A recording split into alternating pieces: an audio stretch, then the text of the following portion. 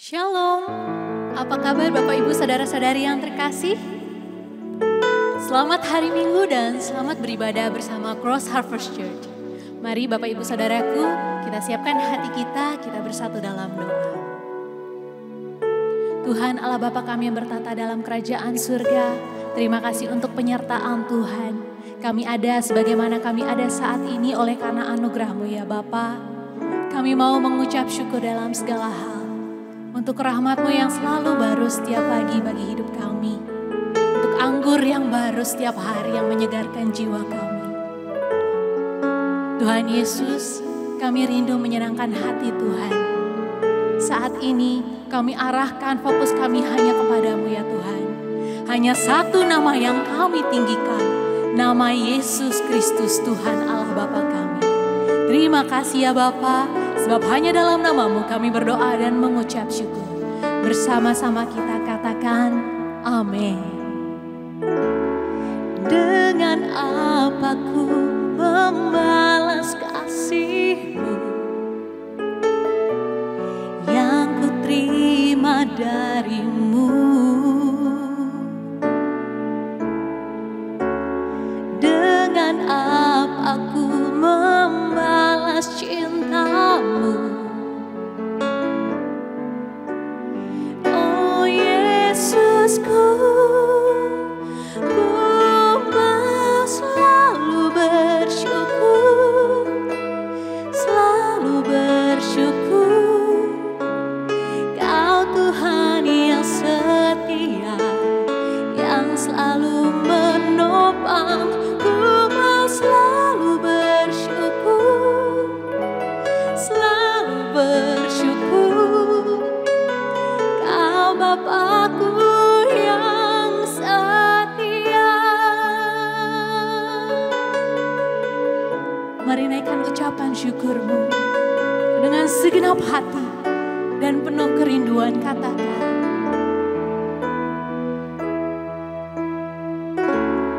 Dengan apa ku membalas kasih-Mu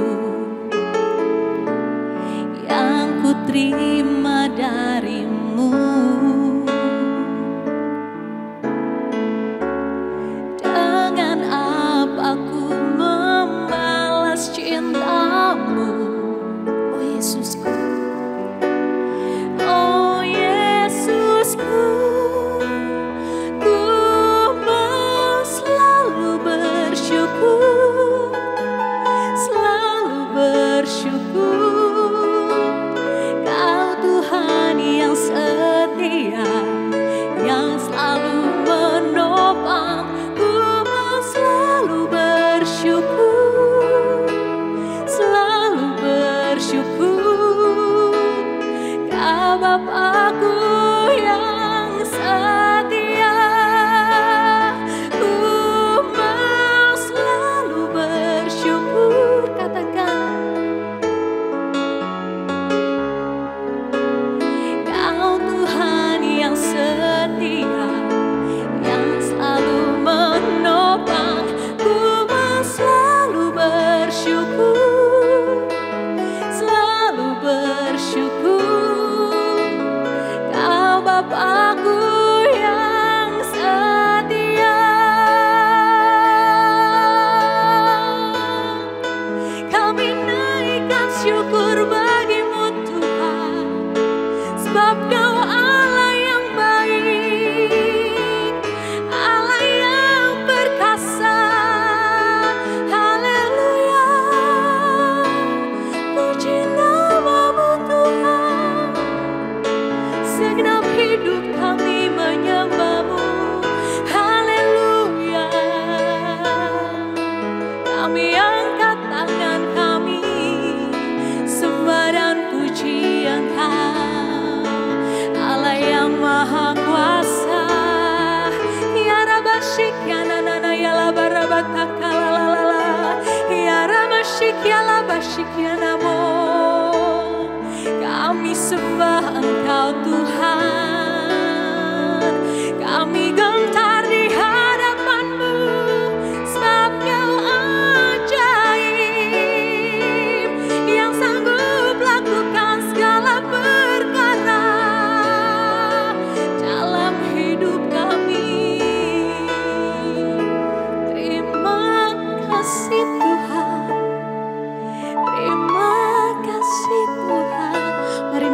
ucapan syukurmu bagi Tuhan.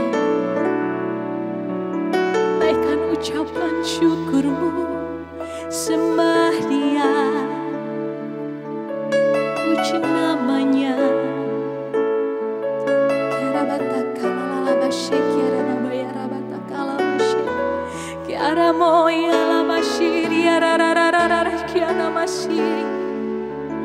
Haleluya,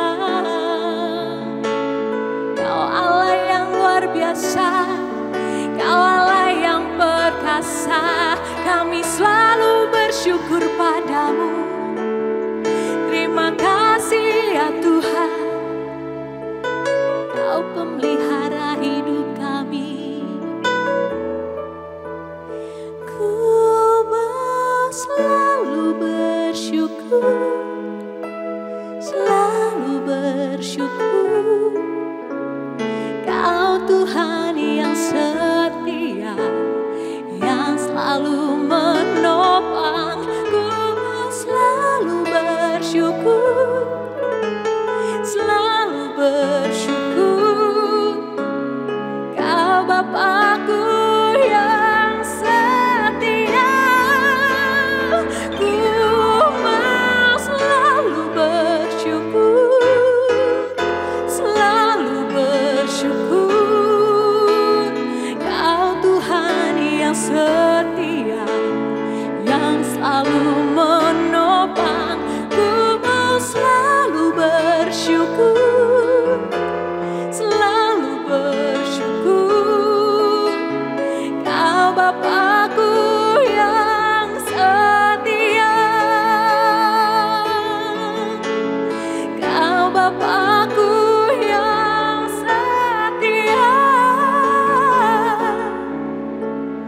Kau Bapakku yang setia.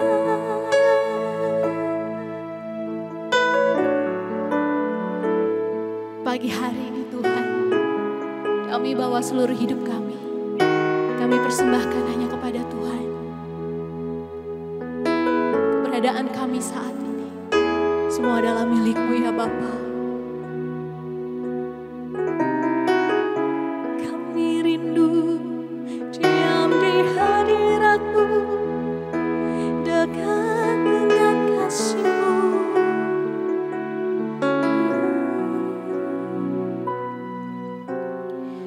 This is my desire, to honor You, Lord, with all my heart I worship You. All I have within me, all I have within me, I give You praise. All that I adore is in You.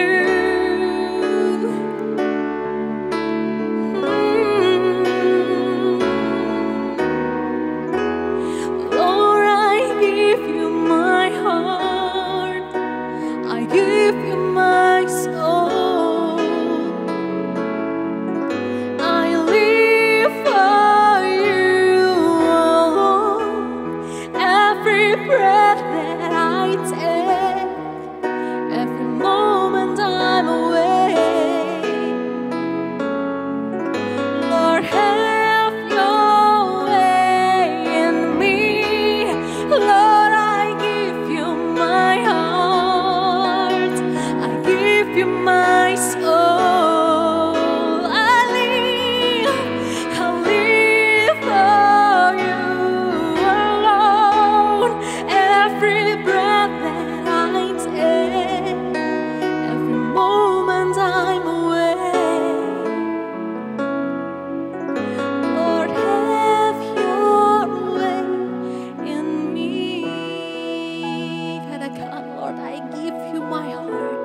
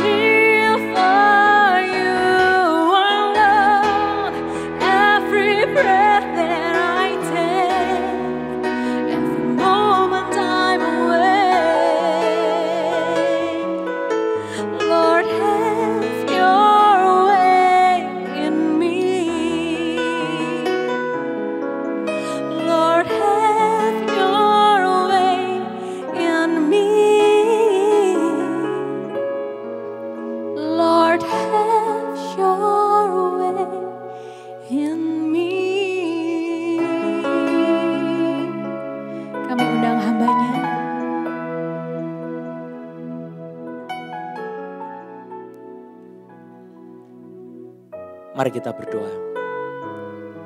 Bapa, di dalam nama Yesus Kristus kami bersyukur karena Tuhan hadir di sini di masing-masing rumah kami. Engkau telah melawat kami masing-masing dengan Roh Kudus-Mu di dalam nama Yesus. Dalam pujian, penyembahan, dalam hati kami bersyukur menyembah. Dan sekarang tiba waktunya bagi kami untuk mendengar firman Tuhan. Mari Roh Kudus bekerja. Roh Kudus sedang berembus di tempat kita masing-masing. Aliran kuasa Roh Kudus mengalir lebih dalam lagi. Haleluya.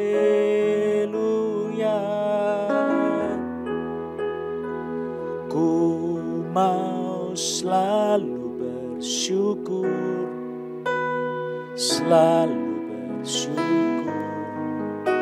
Tuhan terus bekerja. Tuhan yang setia, yang selalu menopang. Ku mau selalu bersyukur, selalu bersyukur. Kau Bapa-Ku yang setia. Engkau Tuhan telah setia membimbing kehidupan kami di tengah-tengah krisis. Kami bersyukur kepada Tuhan. Hadirat-Mu bekerja dalam nama Yesus. Mari jamah setiap pribadi yang susah, yang kering kerontang, yang gersang, yang sedang menderita, yang sedang sakit, yang sedang mengalami musibah-musibah di dalam nama Yesus. Roh Kudus, datanglah, lawatlah di dalam nama Yesus Kristus. Penuhkan kami dengan hadirat-Mu. Firman-Mu Tuhan hidupkan dalam nama Yesus Kristus. Mari Tuhan buat hati kami haus dan lapar akan Tuhan, akan firman-Mu dalam nama Yesus Kristus. Kau buat kami sungguh-sungguh mengerti firman Tuhan. Dan kami mengikat roh-roh di udara, roh di bumi dan di bawah bumi yang akan mengganggu pemberitaan firman Tuhan. Dalam nama Tuhan Yesus kami patahkan pekerjaan iblis itu. Dalam nama Yesus kami tengking iblis. Keluar dalam nama Tuhan Yesus. Pergi dari kehidupan kami anak-anak Tuhan. Dalam nama Yesus. Setiap anak-anak Tuhan sekarang dilepaskan. Beban berat kehidupanmu dilepaskan. Dibuang oleh Tuhan di dalam nama Yesus. Diberi beban yang perlu dari Tuhan. Salib, kuk yang dari Tuhan. Biar Tuhan pasangkan pada saat ini dalam nama Yesus. Tapi segala yang dari iblis, perginya kau. Dalam nama Tuhan Yesus. Mari Roh Kudus, Kau berbicara dengan bebas pada saat ini. Kami undang Kau Roh Kudus sebagai roh wahyu, roh hikmat, roh kuasa, roh kesembuhan, roh mujizat, roh nubuat. Roh kuasa, roh kemuliaan, roh berdoa, bersyafaat. Roh untuk berserah datang kepada Tuhan, untuk mendekat, untuk intim dengan Tuhan. Dalam nama Yesus, mari berkuasa dalam hidup kami demi nama Yesus. Haleluya. Amin. Dalam nama Yesus Kristus. Saudara, saya sambut kita bersyukur bisa beribadah bersama-sama di hari Minggu ini. Hari ini saya akan membahas satu topik tentang serial Elia, melanjutkan yang minggu lalu. Saya akan membahas tentang Elia membangkitkan seorang anak laki-laki yang mati. Membangkitkan anak dari perempuan Sunem satu-satunya. Mari kita lihat di dalam surat 1 Raja-Raja. Tulisan 1 Raja-Raja. Pasal yang ke-17 ayat 17 sampai dengan ayat yang ke-24. 1 Raja-Raja saya bacakan. Sesudah itu anak dari perempuan pemilik rumah itu, ini perempuan Sunem di mana Elia diutus oleh Tuhan untuk dipelihara di dalam satu keluarga perempuan janda dengan seorang anak laki-laki. Sesudah itu anak dari perempuan pemilik rumah itu jatuh sakit. Dan sakitnya itu sangat keras sampai tidak ada nafasnya lagi. Kata perempuan itu kepada Elia, "Apakah maksudmu datang kemari, ya abdi Allah? Singgahkah engkau kepadaku untuk mengingatkan kesalahanku dan untuk menyebabkan anakku mati?" Kata Elia kepadanya, "Berikanlah anakmu itu kepadaku." Elia mengambilnya dari pangkuan perempuan itu dan membawanya naik ke kamarnya di atas dan membaringkan anak itu di tempat tidurnya. Sesudah itu ia berseru kepada Tuhan katanya, "Ya Tuhan Allahku, apakah engkau menimpakan kemalangan ini atas janda ini juga yang menerima aku sebagai penumpang dengan membunuh anaknya?" Lalu ia mengunjurkan badannya di atas anak itu 3 kali. Dan berseru kepada Tuhan katanya, "Ya Tuhan Allahku, pulangkanlah kiranya nyawa anak ini ke dalam tubuhnya." Tuhan mendengarkan permintaan Elia itu dan nyawa anak itu pulang ke dalam tubuhnya sehingga ia hidup kembali. Saudara, ada orang yang punggung belakangnya sakit dari sini sampai ke bawah, ya, seperti tertekan di situ dan saudara pegel nyeri di situ. Tuhan sudah sembuhkan kau pada saat ini oleh nama Yesus. Bukan saya yang menyembuhkan, tapi Tuhan Yesus. Saudara bersyukur, berterima kasih sama Tuhan. Beban saudara juga dilepas oleh Tuhan. Ada lawatan khusus buat saudara di dalam nama Yesus. Keluargamu akan dilawat lebih jauh lagi. Istri, suami, keluarga, itu semua dilawat Tuhan. Anak-anak dilawat Tuhan semuanya. Saudara, jangan berpikir sakit itu untuk menghukum saudara. Bukan. Ini supaya kuasa kemuliaan Tuhan dinyatakan dalam hidup saudara. Terima kesembuhan itu sekarang dalam nama Yesus. Terima kasih Tuhan.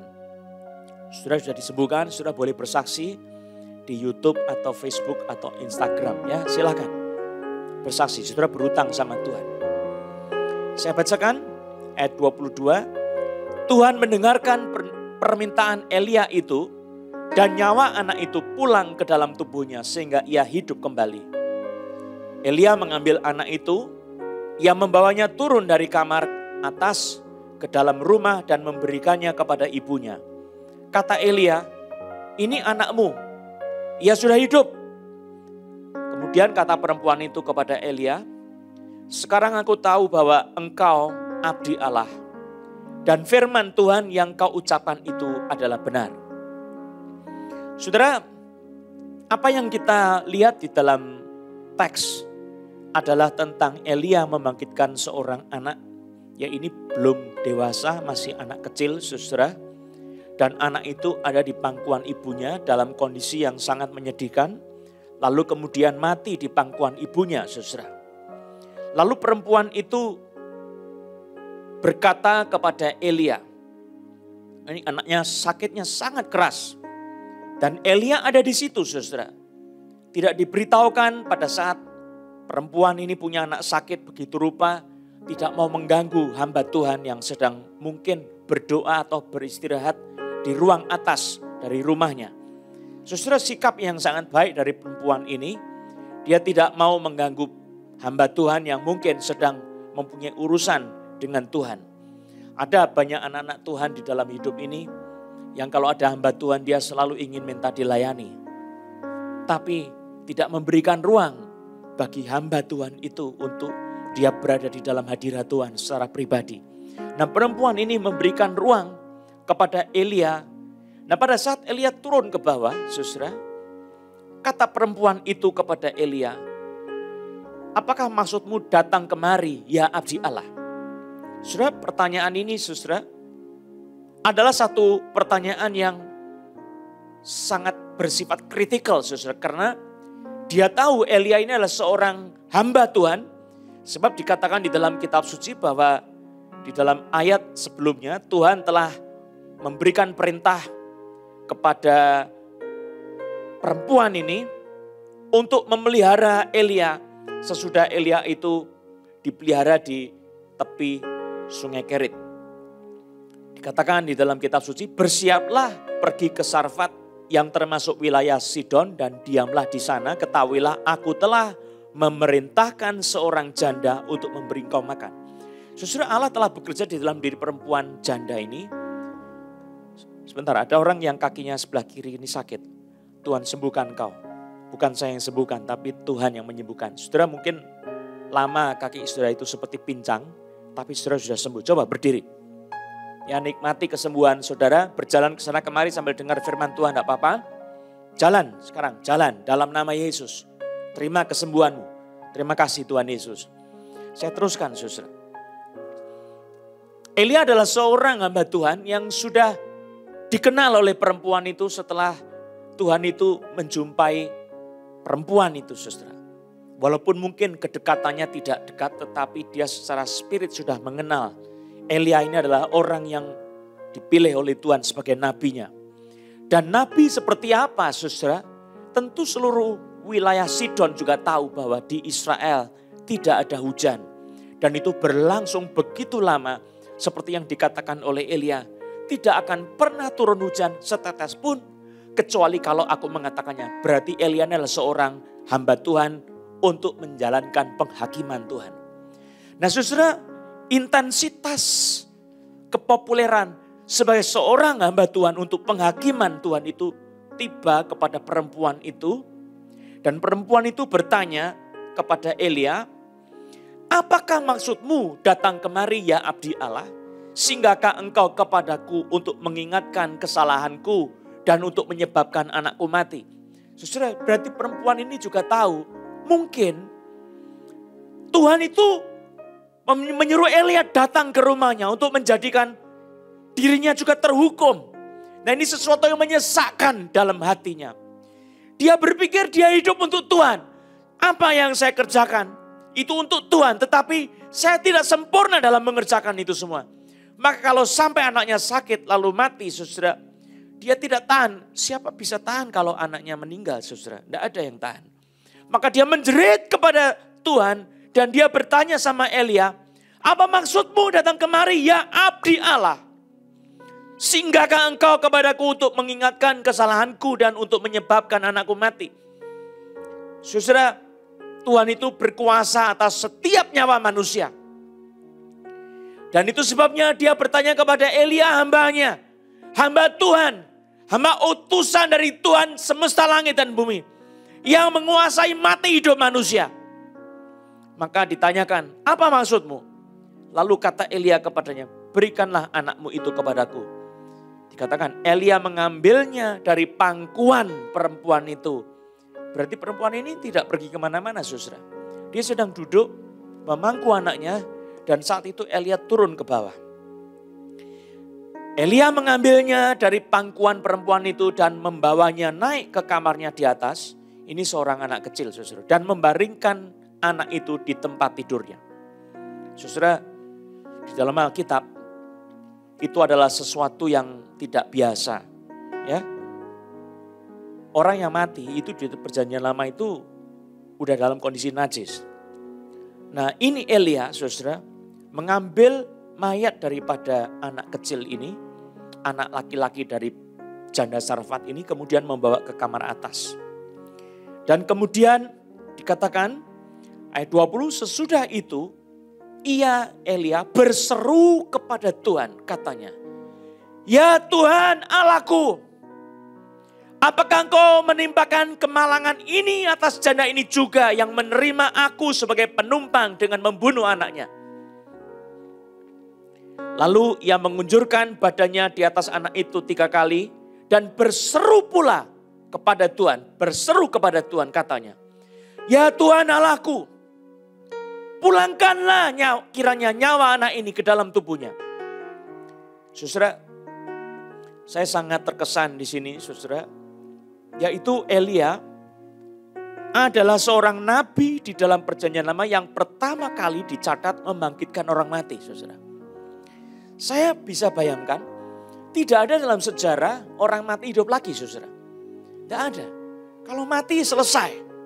Siapa yang berkuasa atas kematian itu Tuhan saja. Nah saudara, apa yang di dalam pikiran Elia pada saat ini adalah satu keterkejutan yang tak tersangka-sangka. Kekagetan yang tak terduga-duga. Saya hidup melayani Tuhan. Saya dipanggil oleh Tuhan. Saya memberitakan penghakiman kepada Ahab. Tetapi saat ini Tuhan ternyata juga menghakimi perempuan yang dia tinggal bersama-sama. Nah saudara, pertanyaan yang muncul dalam diri Elia. Bukankah aku ini menetap dalam rumahnya, dia melayani aku. Kenapa Tuhan juga menghakimi perempuan ini, saudara? Jadi dia berseru kepada Tuhan, dia berdoa kepada Tuhan. Nah saudara, saya ingin menggarisbawahi satu kenyataan. Tidak ada hamba Tuhan yang tidak terkejut walaupun dia diberi kuasa, diberi karunia yang sebesar apapun terhadap sesuatu yang namanya kematian. Tidak ada. Selalu terkejut. Dan apa yang terjadi, saudara? Bagaimana dia bersikap dengan kematian ini, saudara? Ini sesuatu yang saya sangat kagum. ada satu garis yang tetap sama, yang beranjak dari kepribadian Elia sebagai seorang nabi, yang terus akan berlanjut seumur hidup Elia dalam pelayanannya. Yaitu Elia menghadapi soal kematian dengan cara berdoa kepada Tuhan. Dia berdoa, berseru kepada Tuhan. Nah, istilah yang dipakai di sini adalah kara. Di ayat yang ke-20 dan 21 dikatakan, sesudah itu ia berseru kepada Tuhan. Ini memakai kata kara, saudara.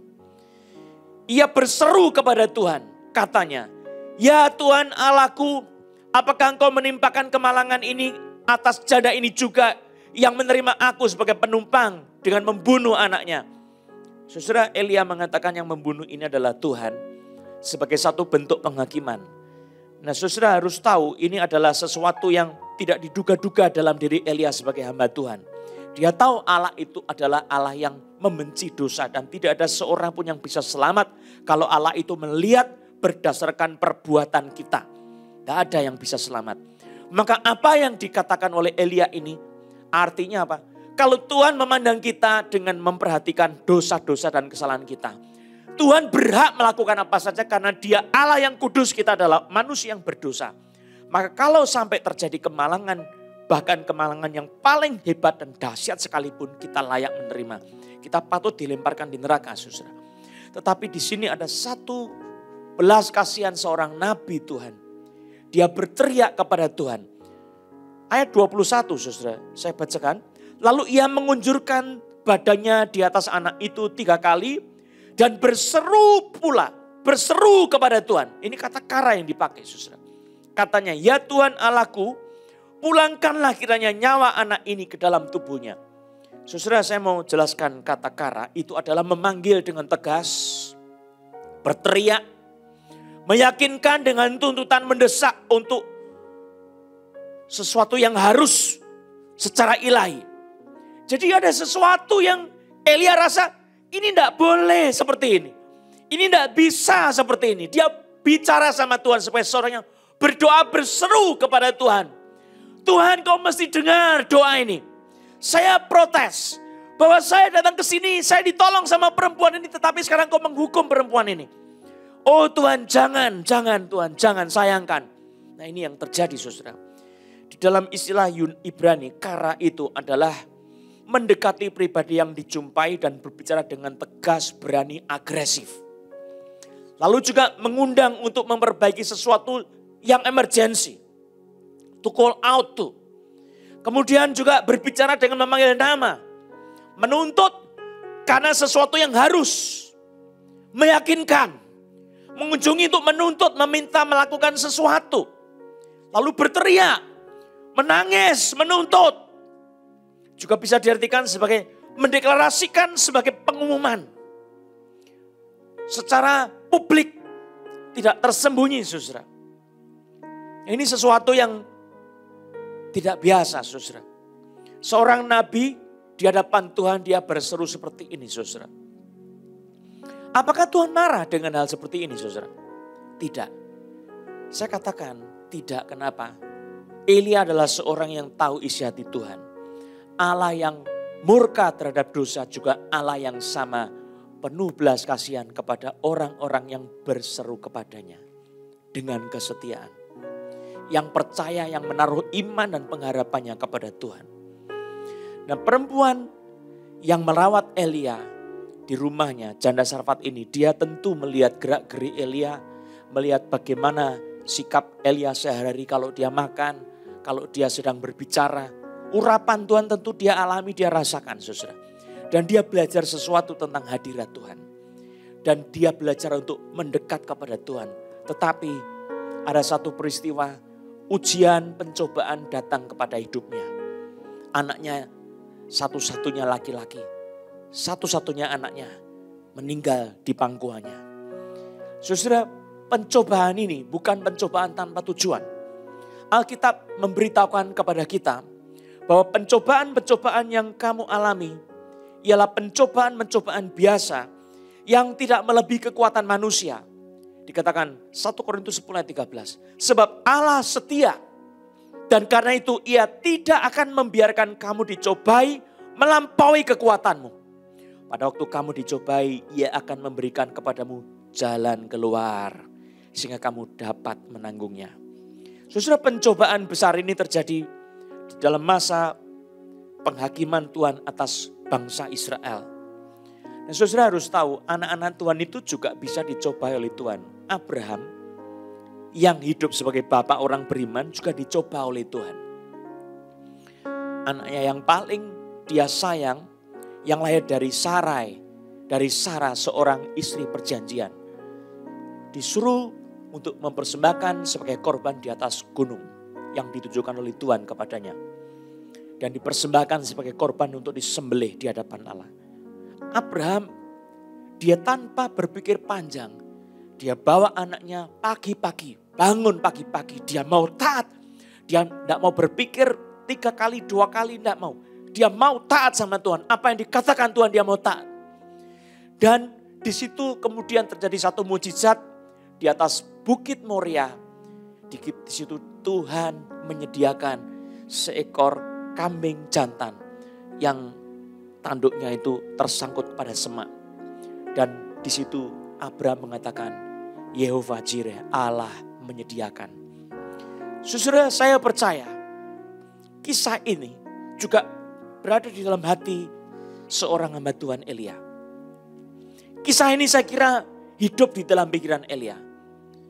Perempuan ini sedang dicobai oleh Tuhan. Dan dia juga mengalami sesuatu yang luar biasa. Kalau saya perhatikan saudara, iman dalam perjanjian lama tentang kebangkitan itu muncul pertama kali dalam diri Abraham. Abraham adalah orang pertama dalam perjanjian lama yang percaya kebangkitan dari antara orang mati. Sekalipun sudah disembelih, darahnya sudah dicurahkan, dia bilang, aku akan turun kembali bersama dengan anakku. Kepada bujangnya yang 2 orang itu yang menunggu di bawah. Tunggu di sini, saya mau naik ke atas bersama anakku. Nanti kami akan kembali bersama-sama. Nah saudara, di dalam kitab Ibrani diceritakan bahwa Abraham percaya kebangkitan orang mati. Itu keyakinan iman Abraham saudara. Nah saya percaya iman ini juga tumbuh di dalam diri Elia hamba Tuhan. Bagaimana Elia memahami soal kematian dan kebangkitan dari antara orang mati. Dia pasti melihat sesuatu jauh ke belakang yang pernah terjadi pada diri Abraham. Iman akan kebangkitan orang mati ada dalam diri Elia. Saudara, kalau mau melakukan mujizat yang besar, iman itu harus ada dulu dalam diri saudara. Kalau saudara mau membangkitkan orang mati, iman akan kebangkitan orang mati itu harus ada dalam diri saudara. Nah perkara ini saudara tidak luput daripada kehidupan doa. Sekali lagi saya garis bawahi saudara. Elia adalah orang pertama di dalam perjanjian lama yang membangkitkan orang mati saudara. Belum ada dalam sejarah sebelumnya saudara. Ini sesuatu yang membuat Elia sebagai nabi yang terbesar dalam perjanjian lama. Sejajar dengan Musa. Ini dia pertama kali saudara. Musa adalah seorang hamba Tuhan yang membawa bangsa Israel keluar dari tanah Mesir. Dan kemudian dia menerima 10 hukum Taurat. Sebagai perjanjian Allah di dalam Old Covenant. Tapi kedahsyatan Musa ini saudara belum pernah membangkitkan orang mati. Suatu hal yang luar biasa saudara. Bagaimana Elia membangkitkan orang mati saudara. Dia orang pertama yang bukan cuma memiliki iman kebangkitan orang mati. Tapi dia juga berjuang untuk menghasilkan satu aktivasi iman itu saudara. Dengan kuasa Allah. Bukan dengan kekuatan sendiri. Dia setiap langkahnya dalam melakukan mujizat ini. Dia hidup dalam doa. Nah saudara-saudara yang dikasih oleh Tuhan Yesus, coba perhatikan apa yang dikatakan oleh firman Tuhan. Dia berdoa dengan berseru, dia di dalam hatinya itu sesuatu yang meledak, yang mendesak. Tuhan, engkau harus melakukan sesuatu yang ajaib. Anak ini tidak boleh mati. Maka dia baringkan di atas ranjangnya sendiri, tempat dia tidur, saudara. Untuk apa, saudara? Dia kepengen anaknya bangkit, saudara. Ada keinginan anaknya bangkit. Elia berdoa kepada Tuhan. Dia berkata kepada Tuhan, ya Tuhan Allahku, apakah engkau menimpakan kemalangan ini atas janda ini juga. Yang menerima aku sebagai penumpang dengan membunuh anaknya. Ayat 21 dikatakan, dalam firman-Nya. Ya Tuhan Allahku, panggilannya sama. Ya Tuhan Allahku, pulangkanlah kiranya nyawa anak ini ke dalam tubuhnya. Jadi dia bukan mengambil otoritas untuk membangkitkan orang mati. Tetapi dia membawa hidupnya dekat kepada Tuhan. Meminta Tuhan memulangkan nyawa anak itu. Sebab Tuhan adalah penguasa semesta langit dan bumi. Nah, ini akan menjadi sesuatu yang muncul dalam kehidupan hamba-hamba Tuhan yang besar. Yang mengikuti jejak Elia, saudara. Akan muncul dalam kehidupan anak-anak Tuhan. Menjadi sesuatu aktivasi iman yang besar. Tuhan itu penguasa hidup dan mati. Dan saudara yang percaya soal kebangkitan orang mati, saudara boleh percaya ayat-ayat ini adalah satu ayat pelajaran yang sangat penting sekali. Iman kebangkitan dari antara orang mati. Nah saudara, saya tidak bicara tentang membangkitkan orang mati yang sakit sekarang ini saja. Tetapi kita harus melihat ke depan jauh lagi. Yaitu kita yang mati dalam Tuhan. Satu waktu kita akan bangkit bersama-sama dengan Yesus yang turun dari langit menjemput kita. Kita akan mati, dibangkitkan. Dan kita mengenakan tubuh kemuliaan. Itu sesuatu yang luar biasa. Saudara, iman di dalam Yesus tentang kebangkitan orang mati jangan dipikir aneh, saudara. Sebab itu akan menjadi sesuatu peristiwa yang semua anak Tuhan akan alami. Yang bersungguh-sungguh dalam Tuhan akan mengalaminya. Maka iman kita harus tertuju kepada Allah yang berkuasa membangkitkan orang mati. Dia berkuasa membangkitkan Yesus dari antara orang mati. Dia berkuasa membangkitkan siapapun dari kematian. Tetapi saudara, jangan kita sembrono. Perhatikan, di sini Elia tiap langkahnya dia berdoa. Tetapi yang berikutnya kita tahu, dia selalu berdoa dengan iman. Ini yang penting sekali. Bagaimana kita menjadi seorang yang melayani Tuhan untuk menjadi berkat bagi orang lain, itu tidak bisa luput dari kehidupan doa. Dan doa dengan iman. Saudara, orang mati bagaimana bisa hidup lagi? Adalah nyawanya dipulangkan sama Tuhan. Yang bisa memulangkan itu siapa? Tuhan sendiri, saudara. Dia berdoa kepada Tuhan. Pulangkanlah kiranya nyawa anak ini ke dalam tubuhnya, saudara. Ini adalah satu seruan minta supaya nafas ya. Nyawanya balik kembali. Di dalam ayat 22 dikatakan Tuhan mendengarkan permintaan Elia itu. Saya sangat terkejut waktu Tuhan memakai istilah permintaan Elia. Dikatakan permintaan yang tadi disebut sebagai kara, satu doa yang berteriak, berseru dengan satu tuntutan yang dahsyat, tuntutan yang mendesak. Harus Tuhan, harus. Ini sesuatu yang ngotot, saudara. Iman itu bukan tidak ada kemauannya. Itu bukan iman. Yesus berdoa di Taman Getsemani juga dengan iman. Bukan kehendakku ya Bapa, tetapi kehendakmu. Kalau boleh cawan ini lalu daripadaku. Dia berdoa seperti itu. Ada satu keinginan. Dan keinginan ini sangat kuat sekali. Yesus sampai berdoa 3 kali. Doa yang sama pun tetap 3 kali. Itu sesuatu menunjukkan konsistensi kesungguhannya. Dan dia mendengar jawaban Tuhan. Dia harus naik ke atas kayu salib. Dan dia meminum cawan pahit itu sampai habis. Demi kita. Karena kasihnya kepada kita. Sebab tidak ada jalan keselamatan kecuali jalan salib. Nah saudara yang dikasihi oleh Tuhan Yesus Kristus. Ada sesuatu hal yang sangat menarik di sini. Ayat 22. Tuhan mendengarkan permintaan Elia itu. Kata permintaan di sini adalah call. Bahasa Ibrani call. Artinya apa? Itu adalah memanggil dengan keras. Adalah kertak seperti pohon yang roboh, patah, kerak begitu. Suara yang keras, kertak yang keras. Tangisan, jeritan, berteriak. Mengaum itu juga pakai kata call. Kalau singa mengaum itu call ya. Bising, klaim, tuntutan, gugatan. Terus gemuruh, suara gelegar, geledek. Ini juga pakai istilah call. Pekik, teriak. teriak, sorak, bunga api, cetusan semangat, itu semua pakai call. Orang kalau semangat enggak mungkin cuma diem-diem saja, enggak ada. Semangat itu bisa jerit. Kalau saudara lihat olahraga, ya, gol bagaimana? Gol, itu seperti itu. Jadi Elia berdoa dengan semangat, dengan menjerit. Dia berdoa di hadapan Allah. Dia di loteng atas. Dia berdoa dengan suara nyaring kepada Tuhan. Dia berseru, ya Tuhan Allahku, pulangkan nyawa anak ini kembali. Dia berseru. Dan apa yang dikerjakan oleh Elia, ada sesuatu yang tidak biasa. Coba lihat itu tadi. Di ayat yang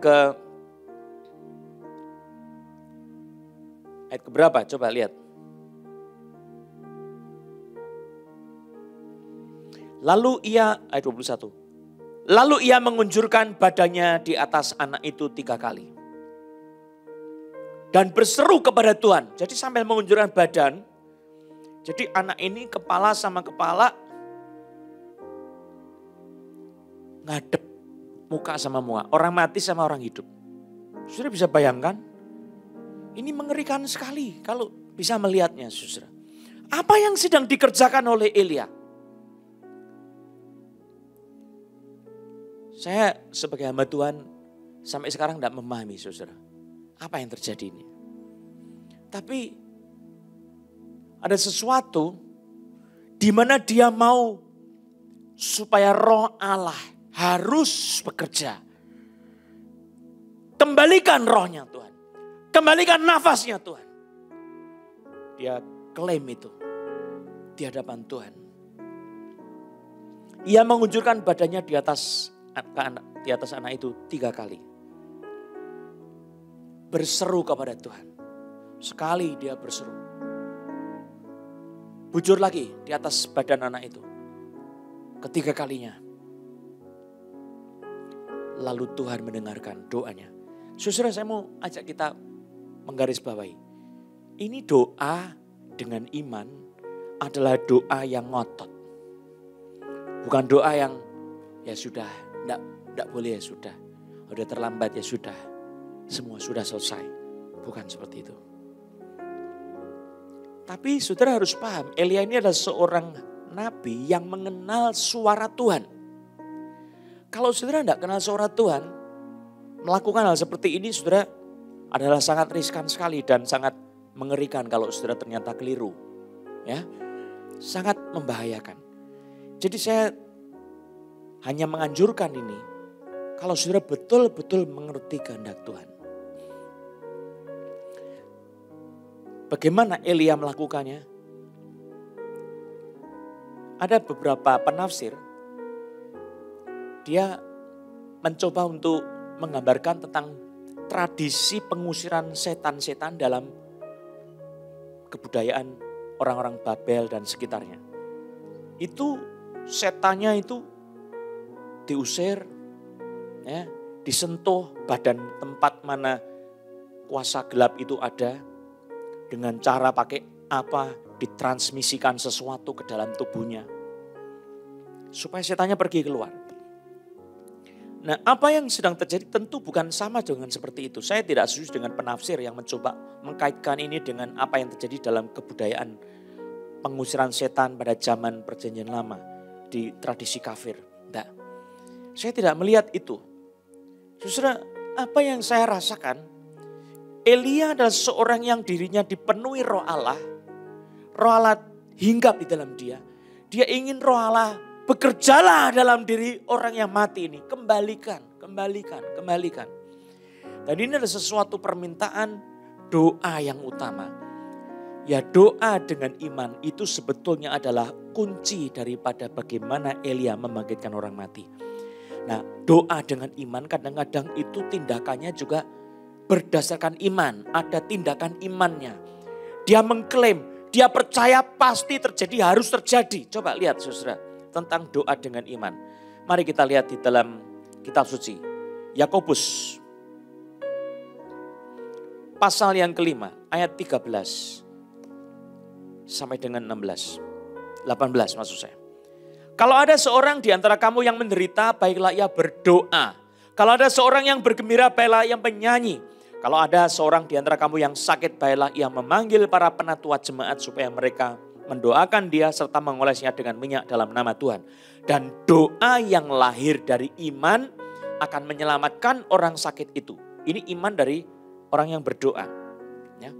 Dan doa yang lahir dari iman akan menyelamatkan orang sakit itu dan Tuhan akan membangunkan dia. Dan jika ia telah berbuat dosa, maka dosanya itu akan diampuni. Saudara, kalau berdoa untuk orang sakit, para penatua atau hamba Tuhan yang datang berdoa, doamu yang beriman itu yang menentukan. Ya. Doa yang lahir dari iman akan menyelamatkan orang sakit itu dan Tuhan akan membangunkan dia. Dan jika ia telah berbuat dosa, maka dosanya itu akan diampuni. Karena itu hendaklah kamu saling mengaku dosamu dan saling mendoakan supaya kamu sembuh.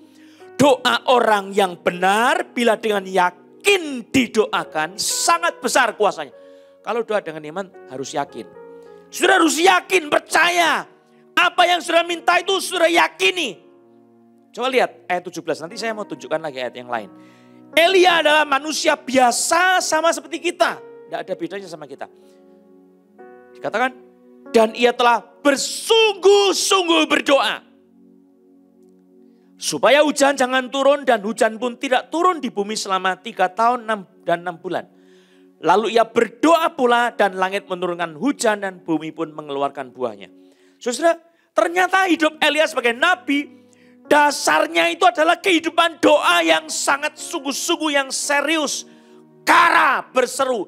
Dan di dalam berdoa berseru itu, dikatakan di dalam firman Tuhan dia memanggil dengan teriakan, call.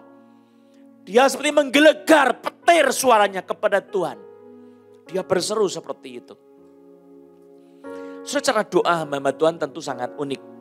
Ya, ini ada satu hal tentang Elia, bagaimana dia menjadi seorang nabi. Coba lihat lagi bagian yang berikutnya. Tadi saya mau garis bawahi tentang berdoa dengan yakin dan berdoa dengan bersungguh-sungguh. Ya, itu doa dengan iman. Yakin dan sungguh-sungguh. Coba bilang doa dengan iman. Yakin, bersungguh-sungguh. Tidak boleh tidak. Ya. Yakin dan bersungguh-sungguh. Coba buka lagi Yakobus 1 ayat 5 sampai 8. Tetapi apabila di antara kamu ada yang kekurangan hikmat, hendaklah ia memintakannya kepada Allah yang memberikan kepada semua orang dengan murah hati. Allah kita arah murah hati, suka memberi. Ya. Dan dengan tidak membangkit-bangkit, maka hal itu akan diberikan kepadanya. Ayat 6, hendaklah ia memintanya dalam iman dan sama sekali jangan bimbang. Sama sekali jangan bimbang. Tadi dibilang yakin, bersungguh-sungguh, sekarang di sini sama sekali jangan bimbang. Sebab orang yang bimbang sama dengan gelombang laut yang diombang-ambingkan kian kemari oleh angin.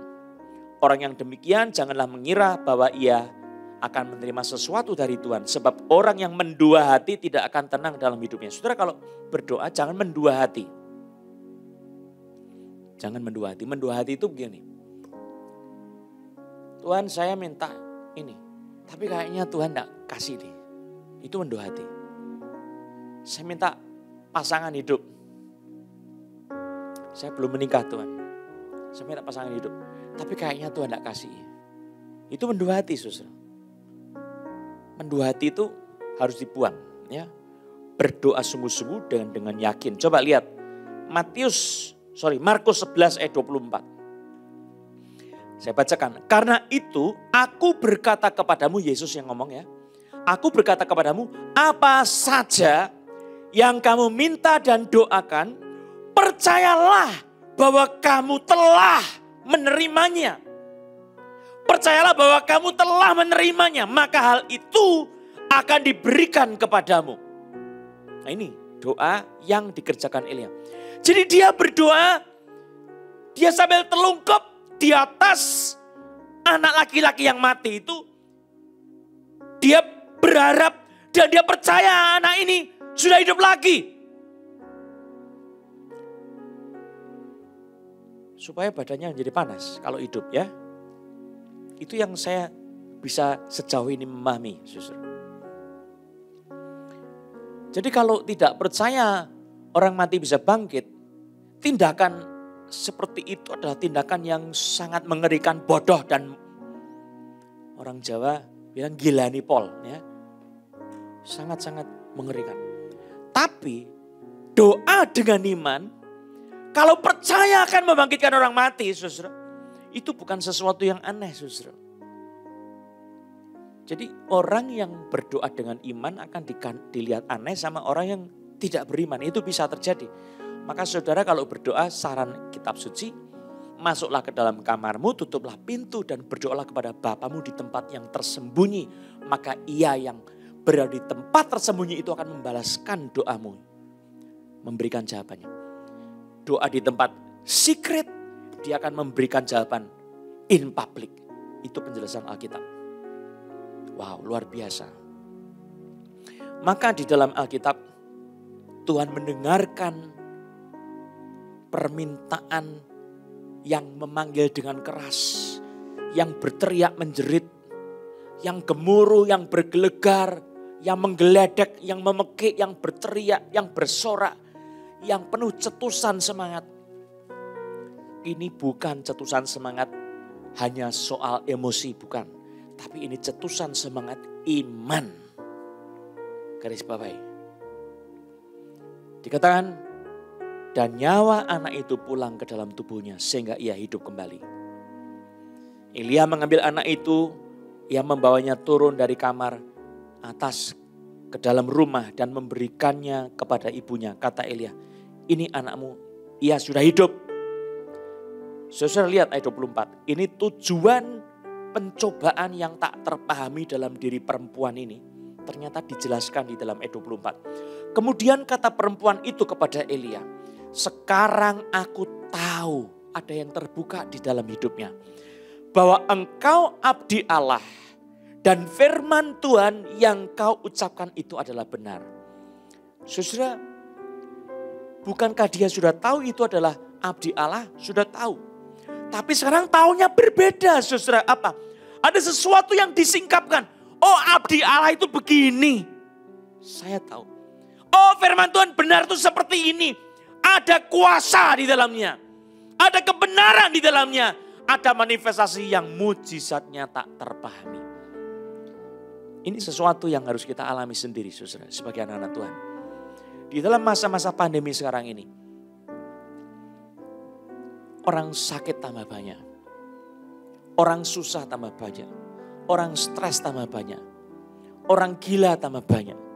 Saudara, bagaimana kita hidup seperti ini? Mari kita ikuti teladan hamba Tuhan Elia. Segala sesuatu itu harus dijalani bersama-sama dengan Tuhan di dalam doa.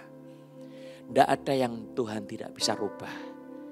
Saudara, Elia ini adalah satu pribadi, nabi, yang menggambarkan satu prinsip. Doing God's work in God's way. Never lacks God's support. Orang yang mengerjakan pekerjaan Tuhan dengan caranya Tuhan, dia tidak akan pernah kekurangan support daripada Tuhan sendiri. Seorang Elia adalah seorang yang melayani Tuhan dengan satu keyakinan. Saya selama bekerja mengikuti firman Tuhan, mencari dulu kerajaan Allah dan kebenarannya. Saya mengikuti jalan pimpinan Roh Allah. Saya pergi ke Sarfat, saya ke Sarfat. Saya di situ dengan perempuan janda dengan anak yang kecil yang miskin, saya di sini. Saya tidak lari ke sana kemari. Saya tidak mau dipelihara sama orang kaya itu. Saya mau dipelihara sama janda miskin yang anaknya hidupnya susah, dianya susah, sederhana, hidupnya simple. Saya taat dan di sini never lacks God's support.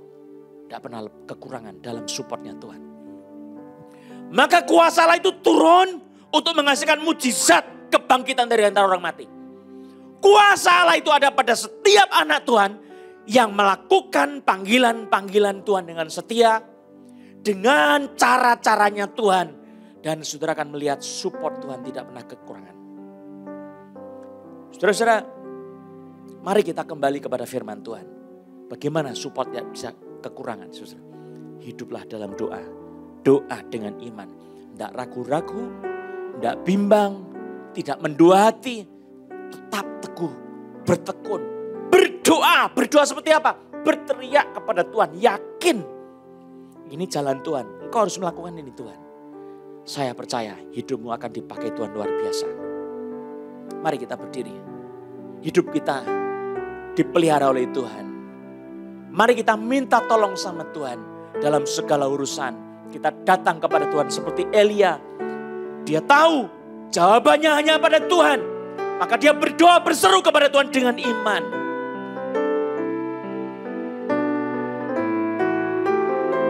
Berdiri sama-sama.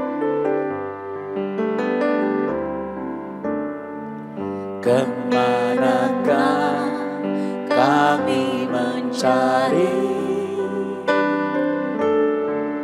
kasih sejati? Kemanakah kami berseru saat badai datang menderu? Yang kami tahu hanya Kau yang mampu pulihkan segala sesuatu. Kami perlukan keajaiban-Mu. Kami butuhkan sentuhan tangan-Mu. Kami tak dapat jalan sendiri. Kami perlu Kau, Tuhan. Saudara, tidak ada satu pencobaan yang datang dalam hidup kita yang melebihi kekuatan kita. Semua itu ada takarannya. Kemampuan saudara ditakar sama Tuhan. Waktu saudara dicobai, berdoalah kepada Tuhan. Dia akan memberikan jalan keluar sehingga engkau cakap menanggungnya. Kalau engkau terlambat berdoa, bisa gagal, bisa patah tengah jalan. Tapi tetap jangan lupa doa menyelesaikan. Kalau saudara itu berseru kepada Tuhan, percaya jamahan Tuhan. Tuhan yang bisa membuat jalan keluar. Jamahan hadiratnya, firman-Nya, Roh Kudus-Nya, undang. Roh Kudus datanglah untuk kehidupan kami, masalah-masalah kami masing-masing. Datanglah Roh Kudus, jamah rumah tangga kami, jamah anak-anak kami, jamah pekerjaan-pekerjaan kami, jamah masa depan kami, jamah kesehatan kami. Di dalam nama Yesus Kristus, oleh darah Yesus, oleh perjanjian abadi yang dikerjakan di dalam Yesus Kristus, kami terima anugerah yang besar di dalam nama Yesus. Berkat-berkat surgawi tercurah dalam rumah tangga kami, dalam kesehatan kami di dalam nama Yesus. Turun berkat-berkat itu dalam nama Yesus. Ada orang yang pahanya bawah sebelah kiri, sakit, Tuhan sembuhkan. Tuhan sudah sembuhkan kau. Terima kasih sama Tuhan. Berseru sama Tuhan. Perlu berseru berdoa. Jangan minta tolong orang lain, minta tolong sama Tuhan sendiri. Coba berseru sama Tuhan. Berdoa, yang tidak pernah berdoa sekarang berdoa sama Tuhan. Berseru sama Tuhan. Jangan takut berdoa dengan suara. Masing-masing dalam rumah tangga masing-masing. Sekarang satu keluarga berdoa bersuara sama-sama. Dalam nama Yesus berdoa bersuara. Bapa, kami berdoa, berikanlah roh syafaat, roh doa seperti Elia dalam nama Yesus, dalam rumah tangga, dalam setiap pribadi kami. Demi nama Yesus, biarlah sekarang ini, mulai saat ini, kehidupan kami kehidupan yang berdoa senantiasa. Segala hal, semuanya tidak pernah bisa lepas daripada campur tangan Tuhan. Dan kami mau serahkan semua dalam kehidupan kami bersama dengan Tuhan. Kami berdoa Tuhan, campur tangan dan ambil alih semuanya. Kau curahkan berkat-Mu kepada setiap rumah tangga di dalam nama Yesus Kristus. Untuk masalah-masalah kehidupan kami, tidak ada yang bisa kecuali Tuhan yang menyelesaikannya. Mari sekarang jamah dan berkati di dalam nama Yesus Kristus. Haleluya. Saya mau berdoa buat teman-teman yang sakit. Tumpangkan tanganmu di tempat yang sakit. Dalam nama Yesus Kristus. Saya sama Tuhan minta bilang, Tuhan Yesus sembuhkanlah saya. Bukan saya yang sembuhkan tapi Tuhan Yesus. Demi nama Tuhan Yesus Kristus. Aku ikat setan-setan yang membuat sakit. Yang membuat sakit, mengintimidasi, membuat sakit. Seperti Ayub dibuat sakit oleh setan. Sekarang aku ikat kau iblis di dalam nama Yesus. Hancur oleh darah Yesus. Iblis keluar dalam nama Yesus.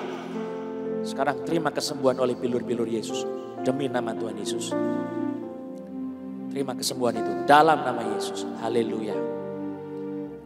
Gerakkan dengan iman, percaya. Terima dengan iman kesembuhan itu. Demi nama Yesus. Sudah terima.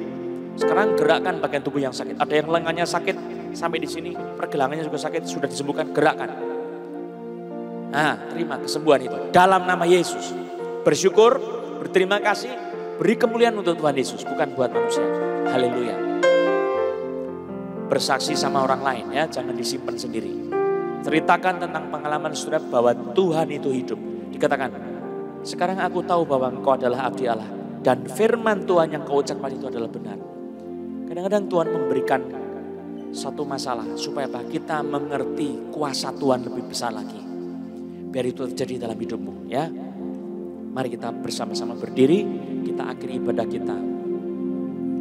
For you are great.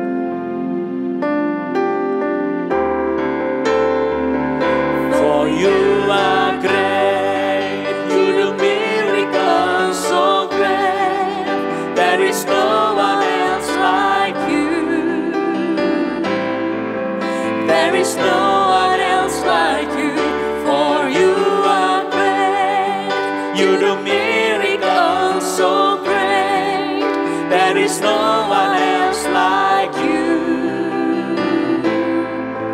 There is no one else like you. For you are great, Lord. For you are great. You do miracles so great. There is no one else like you. There is no one else like you. For you are great.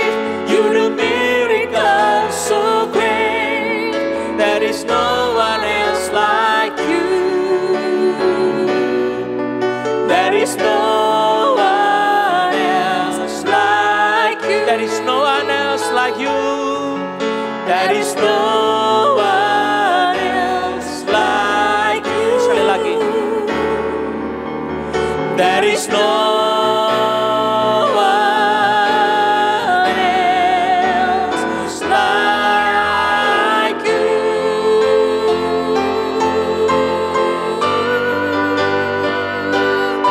Amin. Mari arahkan hatimu kepada Tuhan dan terimalah berkat Tuhan. Kiranya Tuhan memberkati dan melindungi engkau. Kiranya Tuhan menyinarkan wajahnya kepadamu dan memberi kau kasih karunia. Kiranya Tuhan menghadapkan wajahnya kepadamu dan memberi kau damai sejahtera. Diberkatilah rumah tangga, keluarga, kesehatanmu. Di dalam nama Yesus Kristus. Haleluya. Amin. Baru saja ada orang yang pinggangnya sebelah kanan sakit. Seluruhnya sampai bawah. Sulit jalan. Sudah sembuh. Puji nama Yesus. Haleluya. Amin.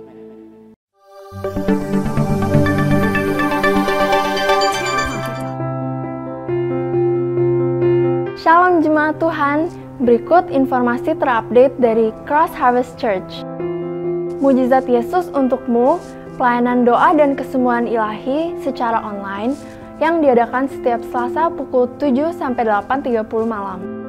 Melalui siaran langsung YouTube CHC Garing Serpong dan Facebook Johannes Louis Susanto Gospel Harvest Ministries International. Jika saudara ingin didoakan, silahkan menghubungi hotline berikut saat siaran berlangsung.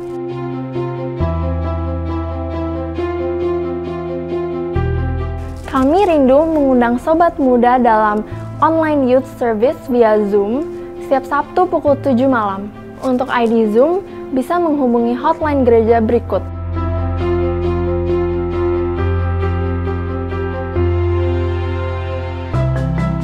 Ibadah hari Minggu Sunday Celebration diadakan setiap pukul 9.30 pagi. Mari kita siapkan hati untuk mengikuti ibadahnya setiap minggu.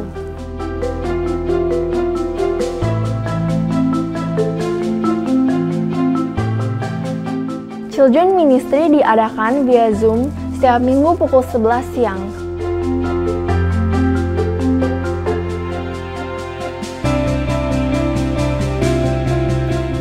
Bagi saudara yang ingin memberikan persembahan mingguan, ucapan syukur, persepuluhan, ataupun untuk pelayanan misi dan lain-lainnya, bisa transfer ke rekening gereja berikut ini.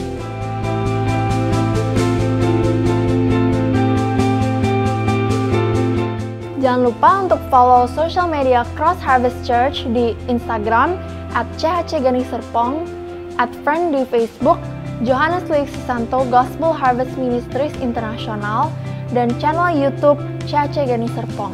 Mari kita subscribe atau follow semua social media yang telah disebutkan tadi untuk mendapatkan informasi terupdate. Saya Alicia Kathleen, pamit undur diri. Happy Sunday, Tuhan Yesus memberkati.